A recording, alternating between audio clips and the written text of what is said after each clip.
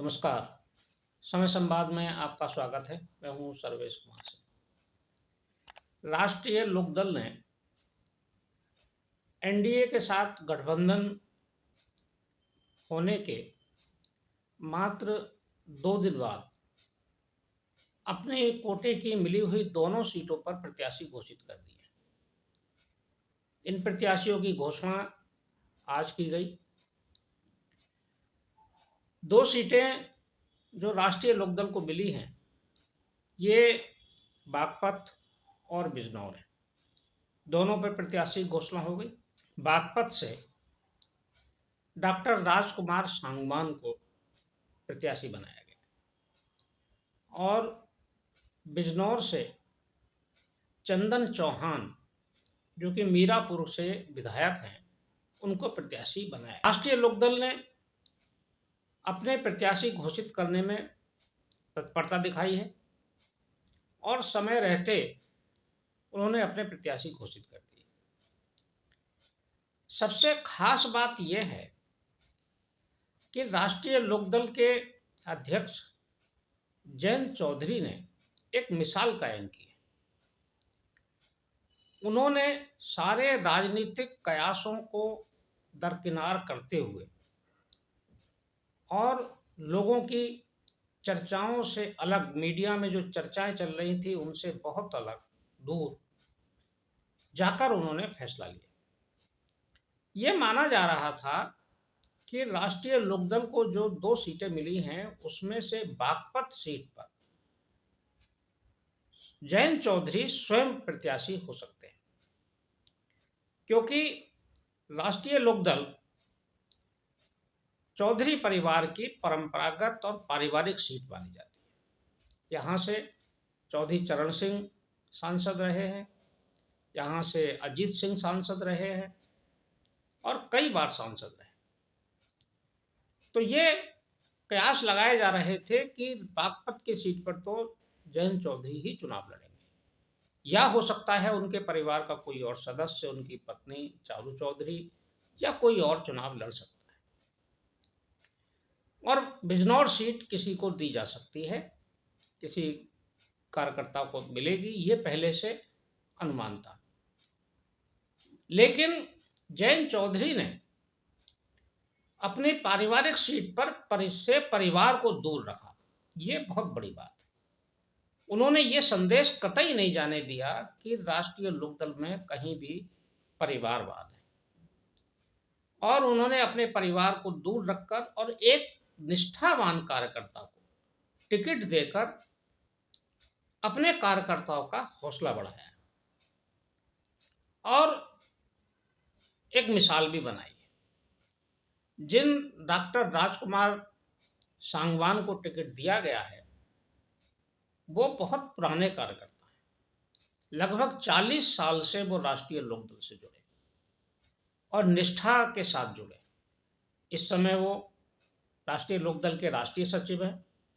हालांकि पूर्व में भी वो पदाधिकारी रह चुके हैं, राष्ट्रीय पदाधिकारी रहे हैं, शिक्षक रहे हैं, प्रोफेसर थे मेरठ कॉलेज में, और छात्र राजनीति में भी सक्रिय रहे हैं। डॉक्टर राजकुमार सांगवान राष्ट्रीय लोकदल के थिंक टैंक में भी माने जाते हैं। उनकी गिनती बुद्धिजीवी राजनेताओं में होती है। वो 1980 के मेरठ के चर्चित माया त्यागी कांड में भी आंदोलनकारी के रूप में सक्रिय रहे थे और जेल भी गए थे। वो मेरठ जिले के ही निवासी हैं, मेरठ में ही उनकी शिक्षा हुई है। इतिहास के विद्यार्थी थे, इतिहास में ही पीएचडी की है, और खास बात यह है कि उन्होंने पीएचडी चौधरी चरण सिंह पर की है। उसके बाद वो मेरठ विश्वविद्यालय में प्राध्यापक हुए और राजनीति भी करते रहे। एक समर्पित कार्यकर्ता के रूप में उनकी पहचान है और उनके समर्पण को राष्ट्रीय लोकदल के नेतृत्व ने सम्मान दिया। आज जो उनका टिकट घोषित हुआ है, ये एक कार्यकर्ता के परिश्रम, उसकी निष्ठा, उसके समर्पण का सम्मान है और इससे पूरे राष्ट्रीय लोकदल में एक नए तरह का उत्साह का संचार हुआ है। कार्यकर्ताओं में यह भरोसा जगा है कि राष्ट्रीय लोकदल का नेतृत्व कार्यकर्ताओं की भावनाओं का, उनके परिश्रम का सम्मान करता है। और उस सीट पर जहां ये उम्मीद थी कि राष्ट्रीय लोकदल के नेता जयंत चौधरी लड़ेंगे, उन्होंने अपनी सीट एक अपने निष्ठावान कार्यकर्ता को सौंप दी। एक जन नेता के रूप में सांगवान जी वहां ऐतिहासिक चुनाव लड़ेंगे और एक सशक्त प्रत्याशी के रूप में राष्ट्रीय लोकदल और भाजपा गठबंधन के प्रत्याशी के रूप में वो मैदान में।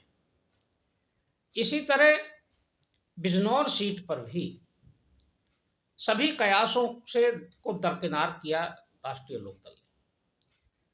बिजनौर सीट जब मिली तभी से ये चर्चा शुरू हो गई थी कि जो इस समय बसपा के सांसद हैं मलूक नागर बिजनौर से, वे प्रयास में थे कि किसी तरह से ये गठबंधन की ये सीट के प्रत्याशी वो हो जाए। वे राष्ट्रीय लोकदल के संपर्क में थे, जयंत चौधरी से मिले भी थे और वो इस प्रयास में थे कि उन्हें गठबंधन से टिकट मिल जाए। लेकिन यहां भी जयंत चौधरी ने पूरी तरह से सूझबूझ का परिचय देते हुए और कार्यकर्ता को सम्मान देने की भावना के तहत फैसला किया और एक अपने युवा नेता को यहां से टिकट दे दिया। ये युवा नेता हैं चंदन चौहान। चंदन चौहान गुर्जर जाति से हैं और इनके पिता संजय चौहान भी बिजनौर से सांसद रहे। ये पुराना राजनीतिक परिवार है और एक ख्याति प्राप्त राजनीतिक परिवार है। एक लंबी राजनीति की इनके परिवार की ख्याति रही है। इनके दादा प्रख्यात राजनेता थे और वो डिप्टी सीएम भी रहे थे प्रदेश में, नारायण चौधरी। तो ये एक ख्याति प्राप्त राजनीतिक परिवार से हैं।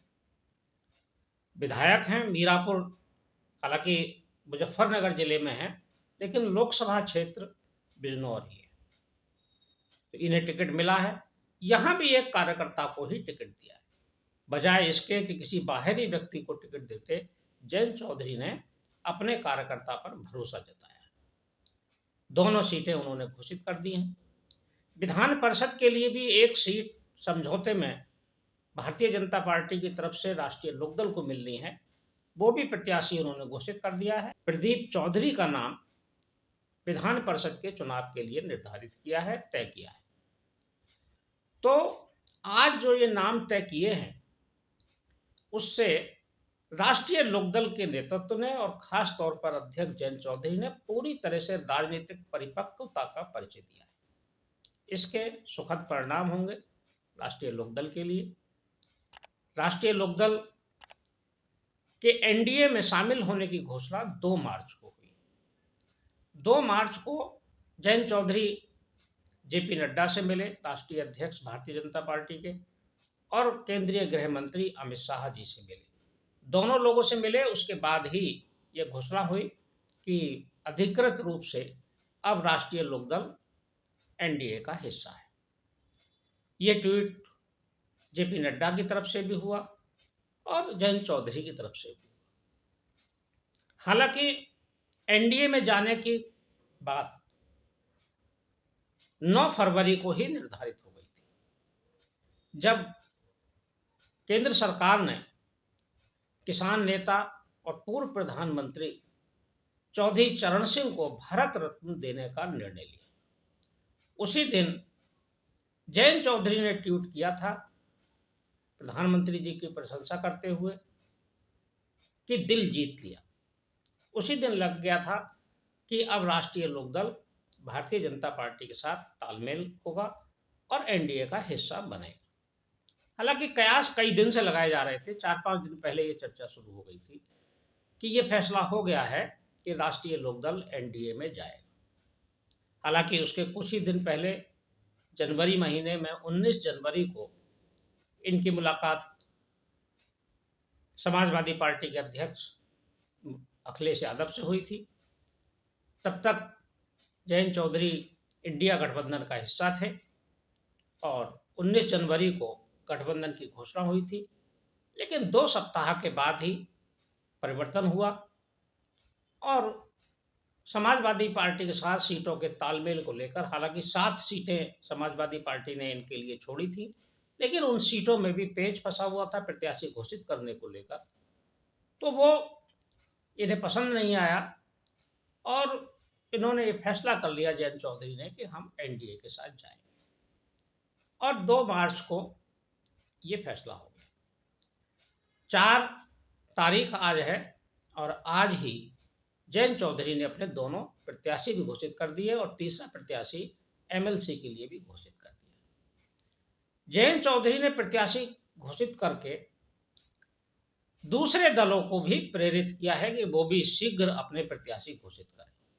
हालांकि भारतीय जनता पार्टी 195 प्रत्याशी घोषित कर चुकी है और दूसरी लिस्ट भी 1-2 दिन में उसकी आने वाली है। समाजवादी पार्टी ने भी घोषित किया है, लेकिन कांग्रेस सबसे ज़्यादा पिछड़ी हुई है। कांग्रेस को उत्तर प्रदेश में 17 सीटें मिली हैं, लेकिन वो एक भी प्रत्याशी का नाम अभी तक घोषित नहीं कर पाई है। वह कांग्रेस ये भी तय नहीं कर पाई है कि राहुल गांधी अमेठी से चुनाव लड़ेंगे कि नहीं लड़ेंगे। रायबरेली से सोनिया गांधी जी इस बार चुनाव नहीं लड़ रही हैं, तो रायबरेली से कौन लड़ेगा। इन सीटों पर भी कोई फैसला नहीं हुआ है, लेकिन जयंत चौधरी ने समय रहते ये फैसला कर लिया और गठबंधन, इंडिया गठबंधन के मुकाबले एनडीए गठबंधन सीट घोषित करने में, प्रत्याशी घोषित करने में आगे है। इसका उसको लाभ मिलेगा। देखते हैं जो बाकी प्रत्याशी घोषित होने हैं भारतीय जनता पार्टी की तरफ से, कांग्रेस की तरफ से, समाजवादी पार्टी की तरफ से, कब तक होते हैं और उत्तर प्रदेश में मुकाबले का क्या परिदृश्य बनता है, ये कुछ ही दिन में पता चल जाएगा। समय संवाद में आज बस इतना ही। कल फिर मिलेंगे किसी एक खास विषय के साथ। तब तक के लिए मैं सर्वेश कुमार सिंह आपसे विदा लेता हूँ।